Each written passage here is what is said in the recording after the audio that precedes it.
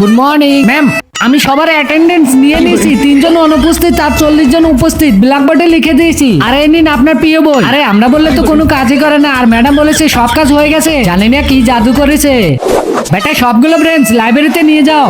আরে এত খাটাখাটনি কে করবে, তাও আবার এতগুলো? আমি তো শুয়ে পড়লাম। আমিও ম্যাম, সবগুলো ব্রেঞ্চ আমি নিয়ে যাচ্ছি, আপনি টেনশন করবেন না, আপনি চলে যান। একাই? হ্যাঁ ম্যাম, আমি খুব অ্যাক্টিভ, আমি একাই নিয়ে যাচ্ছি। ড্রয়িং এ কে পার্টিসিপেট করবে? ম্যাম আমি। গানে? ম্যাম আমি। খেলাধুলায়? ম্যাম আমি। আরে বেটা একটু দাঁড়াও, সবগুলোতে তুমি করলে অন্যরা সুযোগ পাবে না। ম্যাম প্লিজ সবগুলোতে আমাকে পার্টিসিপেট করতে দিন, আমি ফ্রি থাকতে পারি না, নইলে আমি বোরিং হয়ে যাব। 3টাতে সুযোগ দিন ম্যাম, প্লিজ প্লিজ। আরে এটা তো বুলেট ট্রেন, ধ্যাট।